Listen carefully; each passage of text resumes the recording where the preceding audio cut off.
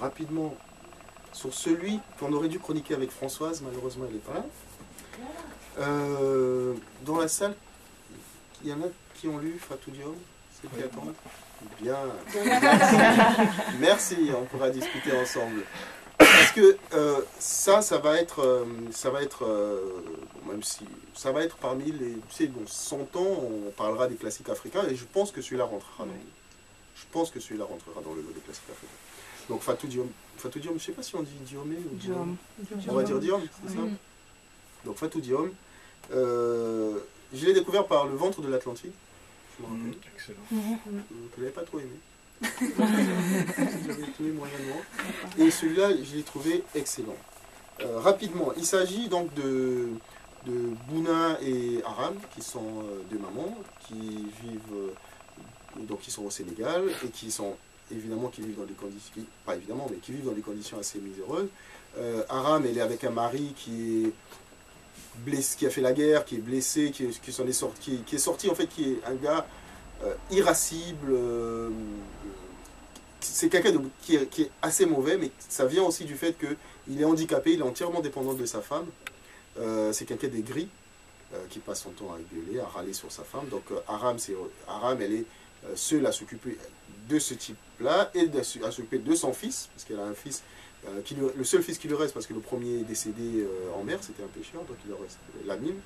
Donc c'est une maman, la maman courage, qui essaie de gérer en fait la famille, le foyer. De l'autre côté, il y a Bounia qui est dans un foyer polygame.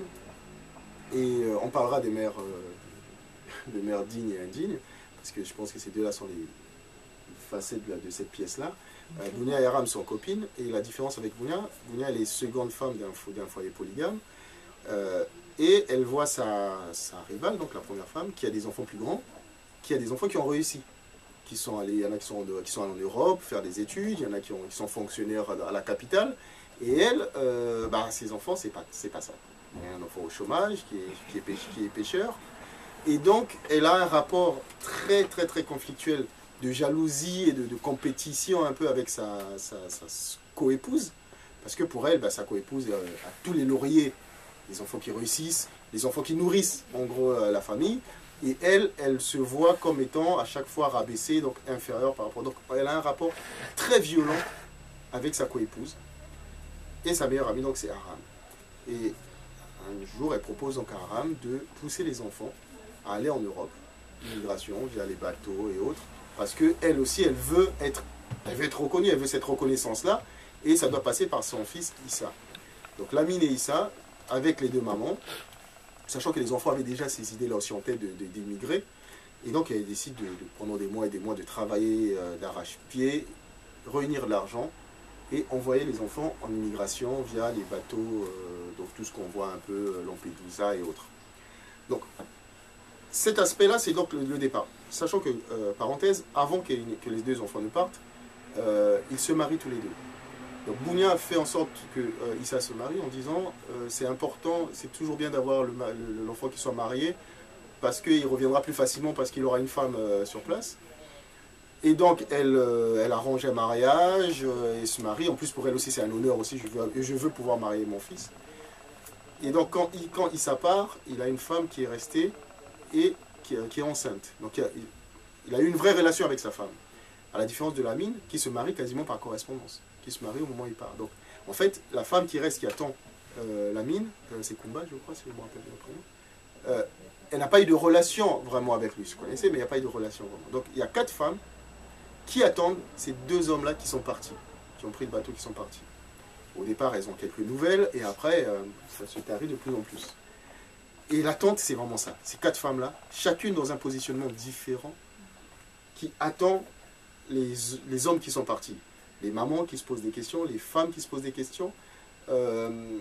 Et là, les positions des mères aussi, non seulement elles sont différentes, mais leurs attentes sont différentes. Les femmes, celle qui a un enfant, il y a quand même un enfant, il y a quand même un lien. Mais celle qui n'a jamais eu la moindre relation avec le mari qui est parti, elle attend quand même. Parce que, et c'est super intéressant la description de cette attente-là, et la description évidemment du retour des enfants. Parce que j'hésite un peu à trop édulcorer le bouquin. Mais ce qui est intéressant, c'est aussi le retour de ces enfants-là. Parce que chacun a fait sa vie en Europe. Ils reviennent avec des problématiques différentes. Notamment, il y en a un des enfants, j'essaie de pas trop te mettre des détails. Spoiler. Oui, oui, je ne vais pas trop spoiler. Ouais, il ne faudrait pas que je spoile trop. Enfin bref, moi j'adore ce bouquin. Oui, déjà, je me rappelle que les critiques avaient été très bonnes sur ce. Voilà, j'adore ce bouquin. Peut-être qu'il y en a dans la salle qui voudraient dire rajouter 2-3 mots là-dessus. Ouais, je vais compléter. Trop spoiler. Je l'ai beaucoup aimé, mais je partage pas ton avis. Effectivement, c'est un excellent livre. L'histoire est formidable. Et malheureusement, la fin est... la fin c'est autre chose. Oui, non, mais ça je peux le dire, la fin, elle est... En fait, on monte très haut, elle nous amène tellement haut qu'après, et après on descend chez Barbara. Pourquoi elle nous fait ça? Voilà. Mais on revient sur Barbara Cartland sous la fin. On va dire ça, juste pour vous dire, quoi, que vraiment à un moment il y a une espèce de... Bon, sans parler de la fin, voilà. Parlons pas de la fin, parce que la fin, elle est violemment nulle. Ndeye Fatou, peut-être un mot là-dessus. J'ai pas lu Celle qui attend de Fatou Diom. D'accord. J'ai lu La Préférence nationale, qui a recueil de nouvelles. Le ventre de l'Atlantique, comme tout le monde, je pense. Et Impossible de grandir, où elle raconte un peu sa vie d'enfant bâtard, etc. Mais Celle qui attend, non. En général, j'aime bien le style de Fatou Diom. C'est un style très fort, très imagé. Et on se plonge directement. On a l'impression qu'on vit les scènes, la description des personnages. Et voilà, par contre, oui, tu as raison d'intervenir là-dessus. En termes d'écriture, c'est vraiment superbement bien écrit. C'est vraiment superbement bien écrit. Et moi, j'aime bien, vous avez des coups de stabilo. C'est pas bien, mais je stabilote tout le temps. À chaque fois que je trouve une super belle phrase, je mets un coup de stabilo parce que je trouve que c'est... Voilà, il y a des choses qui sont super bien dites là-dedans, qui sont super belles. Et c'est vraiment, Fatou Diom pour le coup, il y a des passages très émouvants. Moi, je me rappelle une scène que je ne dois pas raconter, mais qui m'a presque fait couler une larme en fait. L'histoire est fabuleuse. Mais comme je dis, après à la fin, tu te dis, mais pourquoi elle me fait ça? Non mais c'est vrai qu'il y a des... Je suis en train d'essayer de vous... Je vais juste vous lire un passage parce que c'est... Quand on dit qu'un livre est bien écrit, il faut quand même un peu lire un petit extrait. J'aurais dû choisir un peu au hasard. Donc, les noces finies, le fonctionnaire repartit en ville, laissant sa jeune épouse dans la concession familiale. Comme le voulait la tradition, la mariée était restée au village, sous le toit des beaux-parents, où elle devait décharger sa belle-mère des tâches ménagères qui lui incombaient. Bounia subit ce nouveau changement, la mort dans l'âme. Désormais, elle et cette jeune femme, à peine plus âgée que son fils, cuisineraient à tour de rôle, pendant que sa coépouse se tournerait les pouces. Depuis toujours, la première dame tenait les clés du grenier. Comme le voulait son rang, c'était elle qui mesurait les céréales, et que ce fût ou non son tour de cuisiner. Cet extrait-là, ça tombe bien, juste parenthèse. Ce qui va aussi expliquer pas mal de choses. Bounia, elle est dans une position où, on est dans une société où, quand on a une brune, c'est ça, comme ça on dit, c'est elle. Donc, on a été toute sa vie la personne qui faisait à manger, qui faisait la vaisselle, qui faisait tout. Et à partir du moment où on a une belle fille, c'est à elle qui revient toutes ces tâches-là. Donc, elle se retrouve dans un foyer où sa coépouse a une belle fille. Et donc, ah bah oui, c'est Byzance pour elle. Et elle se retrouve à devoir partager les tâches ménagères avec la gamine qui vient d'entrer. Donc, elle se sent encore plus dévalorisée. C'est pour ça aussi, quelque part, qu'elle pousse les enfants. Donc, il y a aussi... Et quand dans la suite, ce qui est intéressant, on l'avait chroniqué nous, à l'époque, en 2011, ça faisait partie. Et on l'avait chroniqué pourquoi? C'était culture et tradition. C'était sous l'angle culture et tradition. Parce que là, il y a un vrai choc à un moment entre les traditions et les cultures des gens qui restent et de ceux qui reviennent. Si vous avez lu Mariam Abba, le chant écarlate de Mariam Abba. Le chant écarlate de Mariam Abba, justement, quand on parle de couple mixte, il y a la maman qui perd quelque chose. À partir du moment où on fait rentrer quelqu'un qui n'est pas de sa culture, la maman perd une chose. Elle perd le fait que toutes les traditions qui sont liées au fait que j'aurai moins de boulot parce qu'il y aura ma belle-fille, elle n'a plus ça. Parce que dans le chant écarlate, la belle-fille blanche qui arrive, elle n'est pas dans ce contexte-là. Donc ça crée des frustrations. Et dans ce livre-là, il y a pas mal de miroirs à Mariam Abba sur cette partie-là du choc culturel qui vont venir intervenir. Mais vraiment, ce livre est riche de plein de petites choses qui sont la tradition, la culture, les attentes d'une maman, le fait que, pourquoi mère digne et indigne, Bounia, moi on discutera tout à l'heure, moi je la mettrai dans les mères indignes. Parce que Bounia, toute sa motivation, elle n'est pas le bien de son fils, elle est dans la compétition avec sa coépouse. Elle pousse son enfant à aller au casse-pipe parce que ce qui l'intéresse à elle, c'est à un moment d'avoir un rang au-dessus de celle de sa coépouse. À la différence d'Aram, où on est plutôt là dans « je veux que mon fils réussisse ».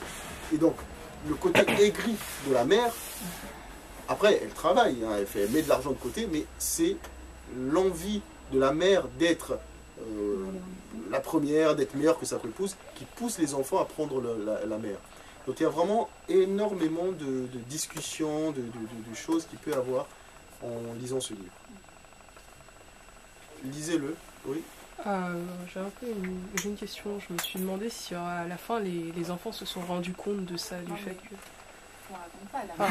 Non, pas à la fin, mais est-ce que peut-être au bout d'un moment, en fait, c'est une raison pour l'acheter. Voilà. Je vais te répondre en parlant encore de Mariam Abba du Chant écarlate. C'est qu'à un moment, dans le Chant écarlate, il y a un fils qui est entre sa mère et la femme. Et à un moment, c'est au fils de décider qu'est-ce qui va suivre. Est-ce que ce sont les aspirations de la mère qui priment par rapport à sa tradition, ou c'est la modernité dans laquelle il veut aller avec sa femme? Et là-dedans, ce sont les mêmes questions. Mais si je rentre dans le détail, on vous raconte tout le bouquin et tu perds l'intérêt de le lire. Mais il est vraiment bien, il pose beaucoup de questions sur le rôle des mamans, sur les rôles des enfants, et puis allez-y, sans aucun doute. Vraiment. D'accord? Celle qui attend de Fatou Diop. Il est là. En poche, vraiment poche. Pas cher. Donc pas cher du tout, il doit faire 8 €. Il est en poche. Mais vraiment, hein, je pense que on a une rencontre le 31 mai à Sergi Théâtre sur la notion de classique dans la littérature des Afriques. Et je pense que dans quelques années, celui-là fera partie des classiques. Parce qu'il renvoie à pas mal de choses, pas mal de redites en plus avec ce que d'autres auteurs ont déjà mis en avant. Notamment, parenthèse, avec Riwan aussi. Quelque part, elle répond aussi à Riwan. Riwan, rappelez-vous, une femme qui va rentrer dans le 27e épouse dans un foyer polygame. Elle fait le choix d'y aller. Et ensuite, derrière, il y a, mais toi qui as le choix, il y a aussi quand même le questionnement de ceux qui sont dans cette polygamie sans vouloir, il est là. Ceux qui sont dans cette polygamie-là sans l'avoir choisi. Et dans ce livre-là aussi, quelque part, Fatou Diom revient aussi sur là-dessus. Le choix ou pas d'être dans un foyer polygame. Et il y a aussi, quelque part, un miroir avec le Kemvugo. Donc Fatou Diom parle beaucoup à ses aînés, en fait, je pense. Elle parle beaucoup à ses aînés. Donc voilà, n'hésitez pas, il est en poche aussi. Donc faites vos emplettes.